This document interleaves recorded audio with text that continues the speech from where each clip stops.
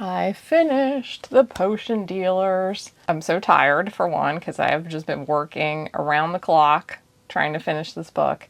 And B, I'm so proud and happy to finally have another book done. It's been, like 11 months since I finished a manuscript. And if you haven't been following along with the entire thing, I first wrote this story, these characters, in 2005. I loved every minute of writing the story. These characters came to life for me so vividly, and they have just been living ever since in my head. And I had to table that book for a long time because I was selling young adult novels to publishers, and I knew that that book was not really going to work. But I kept trying to rewrite it as a young adult novel so that I could sell it, and my agent did not really love it. And also, it wasn't meant to be a young adult novel. Like, these characters were supposed to be adults, but I kind of jammed them in there. And in 2016, I published this book as a young adult novel, indie published. That flopped, so I thought, well, I'll take them back to being adults, but I was trying to find a way to, make them fit the market. So I rewrote the book as an urban fantasy, and rather than jamming them in with young adult tropes, I tried to jam them into urban fantasy tropes, which was also not really what they were supposed to be. So part of me was like, are you really going to write this book a third time? But another part of me was like, these are my favorite characters. I've never really done them justice because I keep trying to make them fit some kind of particular genre trope. And now that I have this freedom to some extent, thanks to the YouTube channel, the entire point was to write what I wanted to write, see how it did. So why not give them one more shot and write it the way I always wanted it to be? So that's what I did, and it has really been a balm for me in a somewhat difficult time in life with the hurricane and health issues and all these things going on.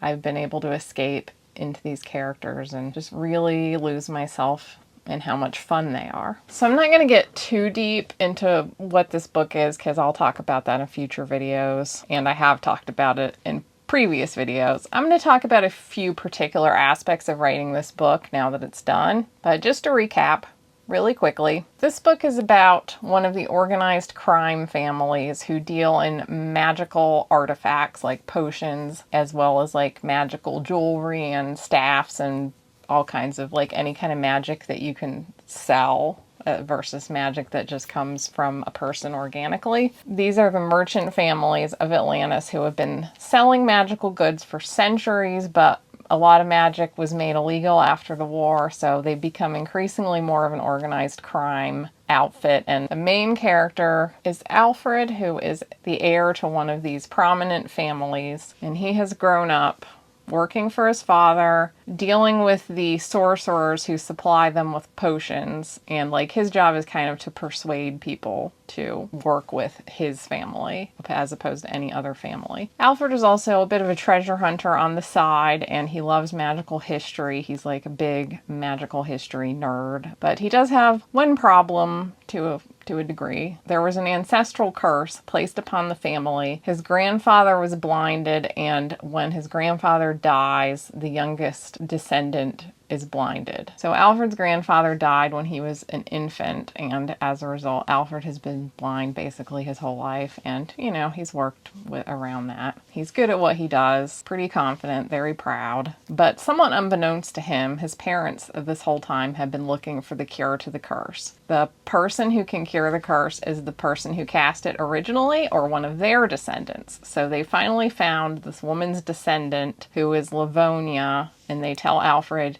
go fetch this girl. She lives in the far north in a totally different culture. She's never left her home village. She's just a, cute, cozy little herbalist kind of girl. Go get her and bring her back to Atlantis and have her lift this curse. So Alfred does, but he's kind of pissed. He feels like his parents have kind of undermined him, and he doesn't really want the curse lifted. He's somewhat aware that you can't just magically get your sight back when you don't even know what sight is and just immediately incorporate into the sighted world, that this is going to be difficult for him. And also he feels like his parents are kind of saying he's not good enough. Still, he goes to meet with Livonia, and Livonia, meanwhile, She's kind of itching to get out of the small town life, but she has been warned by her family to never leave this village because her parents died in Atlantis under terrible circumstances. It's dangerous out there.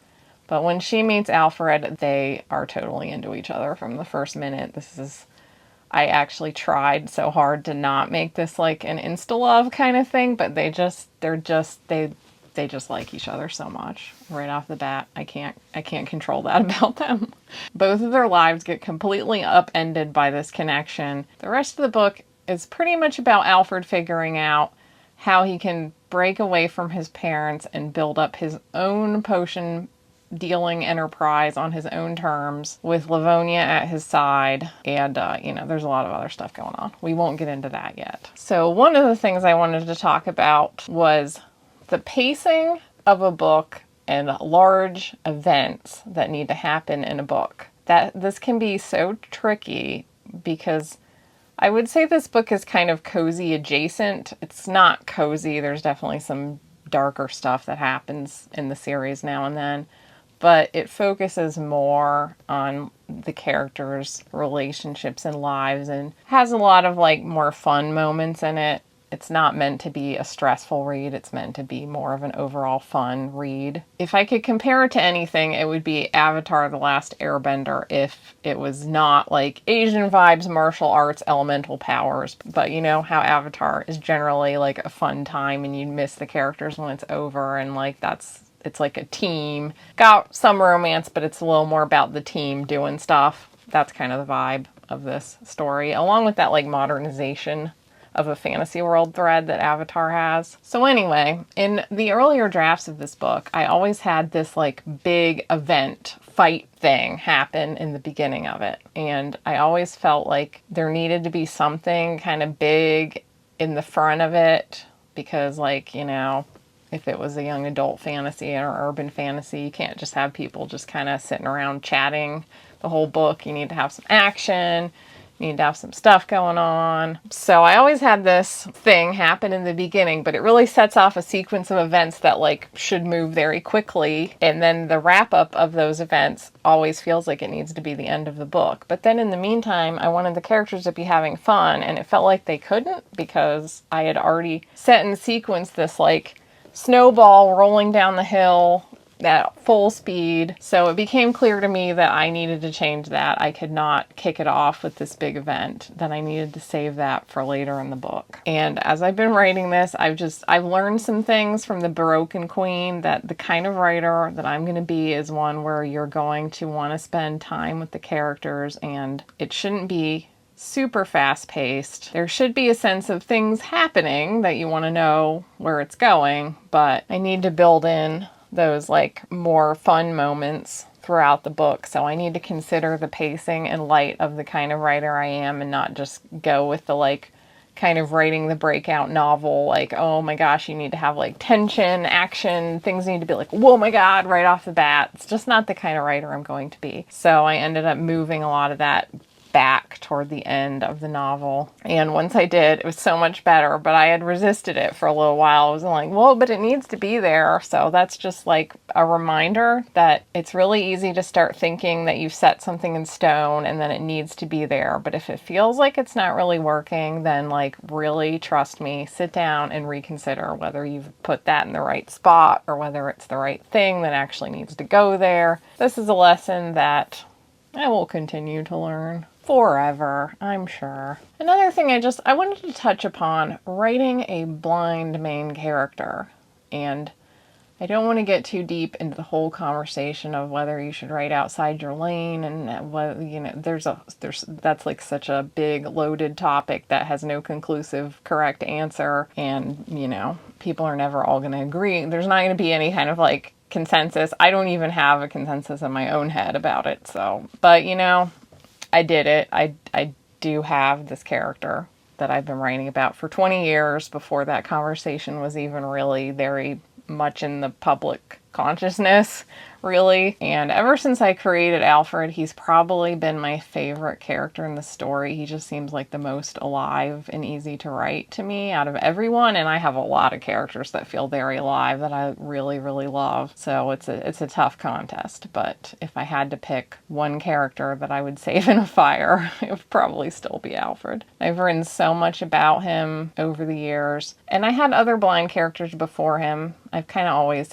had a blind character in every story. It kind of started because I was extremely afraid of going blind as a child, and it was like a coping mechanism, I think, and then it became part of the world building. So in those early years as a kid, I was writing characters that had all these crazy powers, and the world was mean to them, but they were actually like the most powerful person out there, and they had this magic they were better than a sighted person. Their magic, their hearing, their senses, like the Daredevil kind of plot line. And then I started to tone that down a little more as I got older. By the time I got to Alfred, I'd always taken the research aspect of this pretty seriously because I've always been a research nerd. So about everything, but every library system that I've ever had access to, which has been quite a lot. I have read like every book that they have on blindness at that library. And I bought some that libraries didn't have. And, I've also done internet research as that has become more accessible. And I also read other novels now and then that had blind characters. And I started to notice the one thing about blind characters particularly that persists to this day. Like when you think of the most well-known blind characters in stories, I think of Daredevil and Toph from Avatar first and foremost. And they both have a power that completely makes up for their blindness. And Daredevil was created in the 60s, so you know what? We'll give him a pass. No one was thinking about this kind of thing back then. But with Toph, I love Toph, but I am always a little like, did she have to have a power that completely compensates for her blindness? Like, what's even the point? I never ranted about this before, but when I got to Alfred, and in my world, technically everyone could have a power that compensates for blindness because a lot of the population is telepathic, and then anyone has access to elemental power. So they could kind of do the Toph thing. They could sense the ground, the trees, they could sense the things around them. And if you're telepathic, more the better. You could be doing all kinds of things with your telepathic powers. But rather than leaning into that, by the time I got to Alfred, I kind of wanted to subvert it a little bit. And some people in a fantasy world just aren't that good at magic. So when I wrote Alfred, I wrote him as someone who does have a little bit of these powers, but it's not his talent. There are plenty of other characters that technically have telepathy, but it's just not very useful. Or they pick up a tiny bit of elemental powers for something, but they're like, I'm not really very good at this. I don't really have an affinity for the elements. Alfred pretty much showed up in the story as like his thing is that he is a historian and he's kind of a schmooze. He's like a good salesperson, which, he's a merchant, so that's a good skill for him. I wanted to write a character that technically could exist in our world and could have those same talents. Not that he's a bit exceptional. He is the main character of a fantasy novel, so he's going to be good at the things he does. But his main talents are just that he's not really very afraid to talk to people, very enthusiastic about magic, and he's knowledgeable about magic. So when he comes to a supplier or a client, he can talk to them like he's trying to recruit a sorcerer, and he can talk to them on their level. He knows a lot of details about the magical world. He's very enthusiastic about whatever spells they're creating. Kind of an optimist. He's a guy that you kind of want to work with. That's his main talent. It's not like a big magical fantasy talent. It's more just a combination of being clever and charismatic. But even then, he has some flaws, and sometimes he's a little too much the salesman, and Livonia's a little oh gosh, she's being kind of a schmooze. And depending on the person, that doesn't always work. And sometimes he's a little awkward.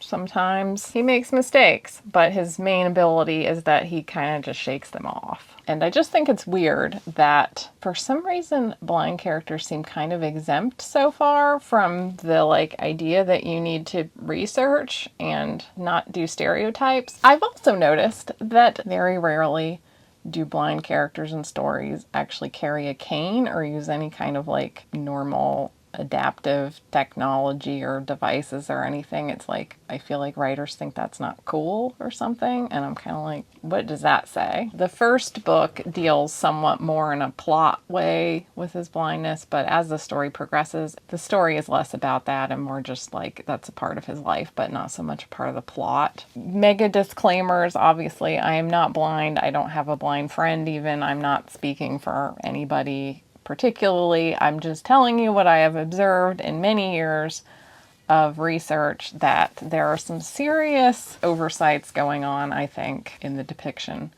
of blind characters in the media. Disheveled editing Lydia here to say that, of course, I'm sure with how much I've written about Alfred, I have still made mistakes, but it's because I do love him so much that I really, really want him to seem like he's real. So I do at least try to take it very seriously and do him justice. I have had sensitivity readers, by the way, at times, but considering the many, many, many, many versions and how much side stories and portrayals in comics, he's all over the place. So I would need somebody that I pay on staff or something.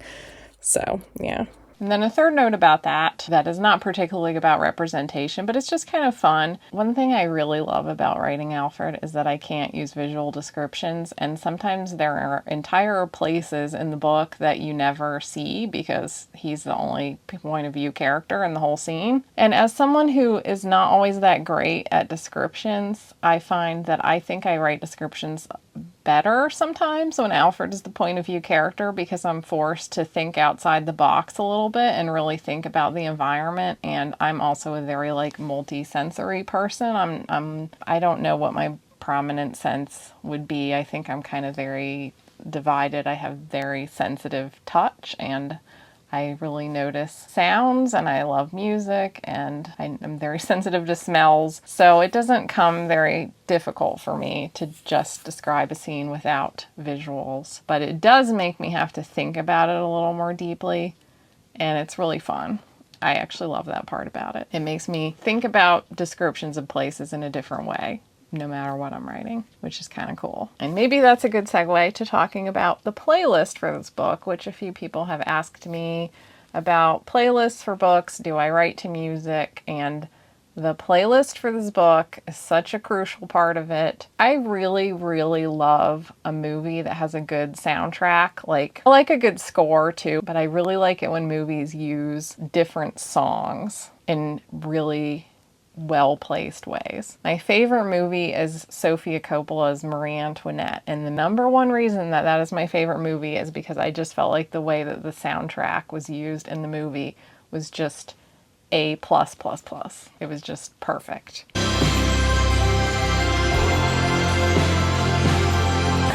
Happy birthday, darling!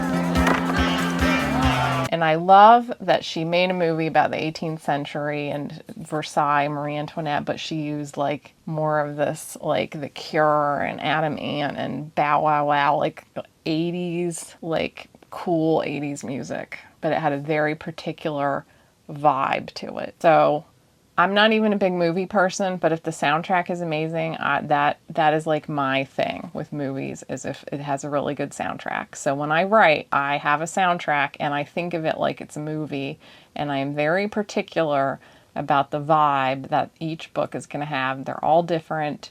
Characters have their particular vibe, and then when I'm making the soundtrack for a book, I will mingle songs for each character and the place and the plot all together in this soundtrack. And some people can't write to music at all, and some people can only write to instrumental or backgroundy music, but I can write to anything as long as it fits the book. So the thing with my fantasy world is that they used to trade with our world in ancient times, and then they lost track of the portal, or they closed the portal and they rediscovered the portal in the 1880s, and slowly our culture started to trickle in and was used actually as somewhat of like a propaganda tool, or pop culture was used strategically by the group that rediscovered our world. But they have their own culture as well, so there's a bit of a mix of the vibes. Like it's kind of it's like westernization of a world that is not ours. So this book takes place in 1969, and I knew when I made the playlist that I wanted it to sound like the 60s going into the 70s, but I wanted to find a sound that sounded like their city and their culture. So I went with a lot of Italian pop music from the 60s because it sounded more like Atlantis to me. But I also have some Japanese pop, some French pop, some bossa nova, some Chinese pop. I feel like their music would sound a little more like Italian music. They always sound like they've just had their heart broken. There's a little bit of like the opera in their pop music or something. So I feel like that might have matched their culture a little better than like the US, UK, more mainstream pop. So that's kind of like the vibe of the place. There's a lot of that on the playlist. And I really love the soundtracks of Piero Piccioni, who did a lot of soundtracks around that time. So there's a lot of that like background music that has like the strings, that like Italian movie music.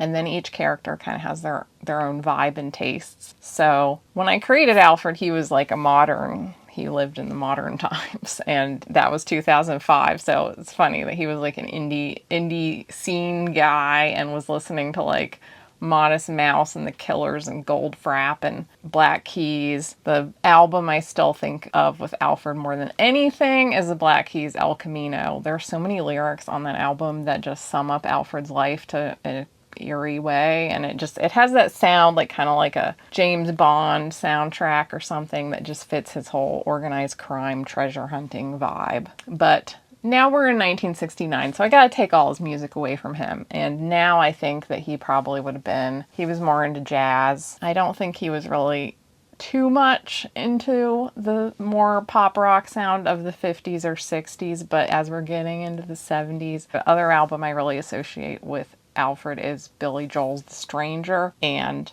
also Simon and Garfunkel, Bridge Over Troubled Water. And I've been getting into Harry Nilsson lately, so I also think he's a very good Alfred artist. Mama, if that's moving up, then I'm moving out. Gotta get up, gotta get out, gotta get home before the morning comes. What if I'm late? Got a big day. And then George is Alfred's bodyguard, and George is like, he's a nerd. He is a socially awkward nerd who is a good bodyguard in that he's a very loyal friend, but a bad bodyguard in that he doesn't really want to be violent. When I think of George in 1969, I'm thinking of Prague. George likes modular synthesizers. So I've got King Crimson and Yes, and that like early prog albums for George.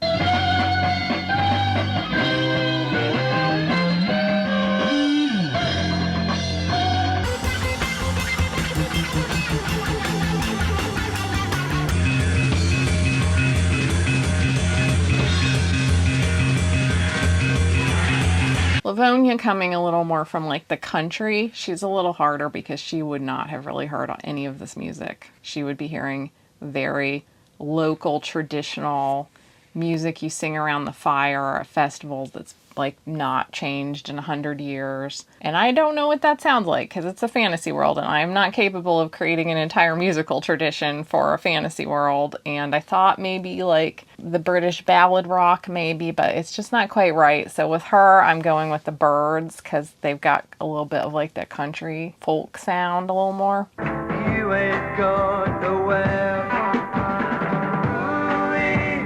Right behind tomorrow's the day. And then you got Thessia, who was Alfred's fiance in an arranged marriage. They are very friendly with each other, but don't really have much in the way of romantic chemistry. But a couple people in the earlier versions of this book were like, I don't like this book because it has cheating. And I just want to note that I guess technically kind of, but it is an arranged marriage. They've never slept together. They don't really have romantic chemistry. They're friends who have agreed to a business marriage, and they're going to turn out just fine. So with Thessia, I'm thinking like Jefferson Airplane, Mamas and the Papas, Buffalo Springfield. Thessia is like a rich girl who wants to be an activist, and she's very cool.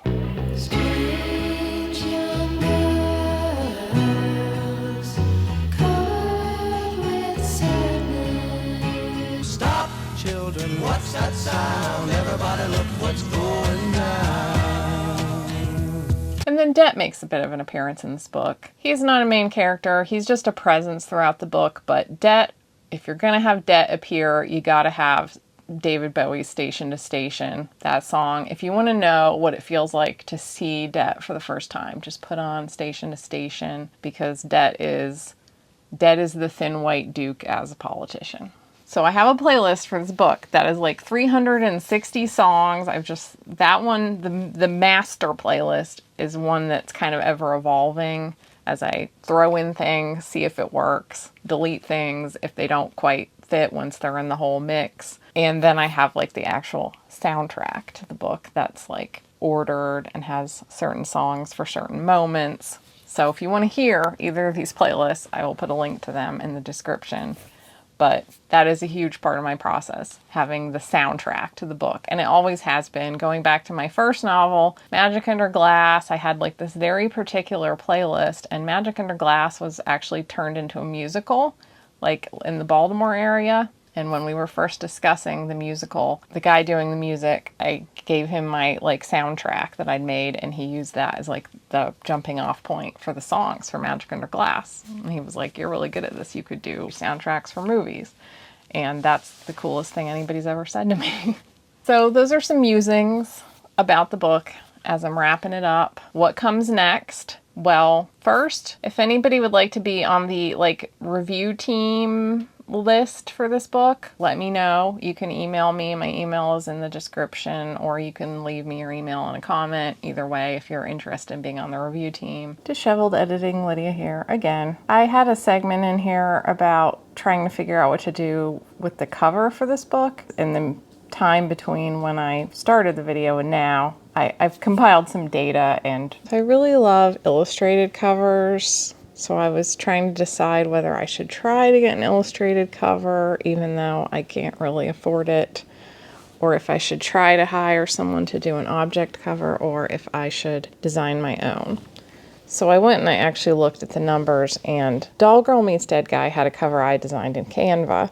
The Broken Queen had more of a traditional romantasy cover that I paid for, and the Cursed Soul trilogy has an illustrated cover that I paid for. And when I went and looked at my actual sales over the past year, I saw that the Cursed Soul trilogy and Doll Girl have made, well, the first book and the Cursed Soul trilogy have made the same amount, despite Sorcerer's Concubine having a nicer cover, I would say, more expensive at least. And also, Doll Girl and the Broken Queen have made the same amount of money overall. So with all of that in mind, it seems like the cover doesn't really matter very much. Like, I'm sure it matters a little bit, especially if I did have a book kind of take off. But currently, my books are not written super to market, and I'm mainly selling them via the YouTube channel. So it doesn't really make sense to pay for a cover. So I'm designing my own in Canva. Now, if you are writing something that you mainly expect to be marketing through more like Instagram or TikTok or Facebook ads or anything like that, and you expect it to have a broader audience, then I definitely would hire someone to do a more professional cover in most cases. Also, it's up for pre-order, so if you want to check it out, links in the description. Thank you so much. I also want to take a minute to show off this beautiful art I got of Alfred and Livonia. I did an art trade where I did writing critique in exchange for art. It was done by Dex, who has a comic on Webtoons, which I really enjoyed. I'll link to that in the description, and They did this art that was kind of a riff on like 60s magazine style illustration that I love so much, as well as this just like character art piece. Anyway, I love these. So yeah, back to the video.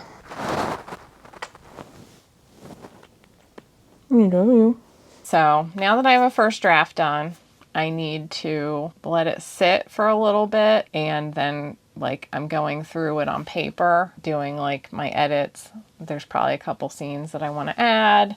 There's some things I want to tweak. Of course, there's line edits. I'm going to be working on all that. I'm trying to do more sketches for this book than I have with previous books, because I also want to do another video where I read the book aloud. I had a lot of fun doing that with Doll Girl, and it's not like a really successful YouTube video, but it was just very fun for me to do. So I want to do that again. I want to have more sketches to put in the video while I'm doing it. And I'm just going to take this one wide straight away, and I'm also trying to think of how I might be able to distribute it to my Substack and Patreon people. That's something I probably will do, that if you don't want to get it through the usual retailer channels, you could also join my Substack or Patreon for even just a month, and if you like basically buy the file that way, because I'm trying to give you guys different options of how to get my books.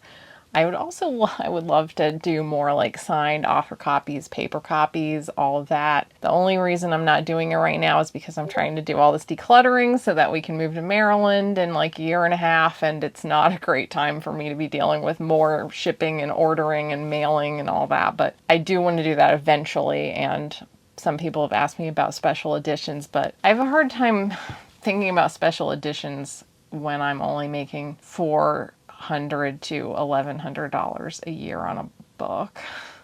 So we'll see how things go.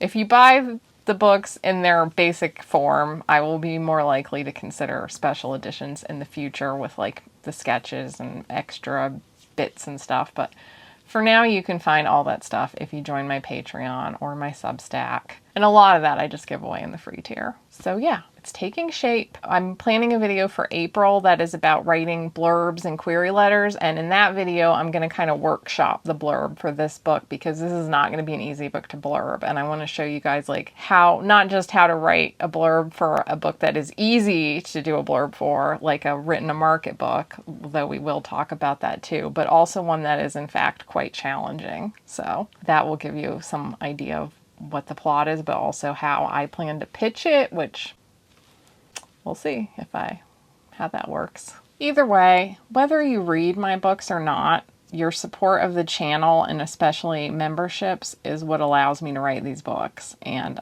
I know some of you just enjoy hearing me talk about them without reading them, and I am totally cool with that. I love all of you guys, no matter what you're here for, what you're participating in. You are what makes it possible just to spend time with my beloved Alfred, George, Livonia, Thessia, Lester, and the rest of the crew. And I can't even express to you how grateful I am to you that I've been able to write this book, whether you read it or not, just because like I've been dreaming all my life of having the time and space to write these books, and it has been so wonderful. Anyway, it means so much. So thank you for watching, and I will see you next time.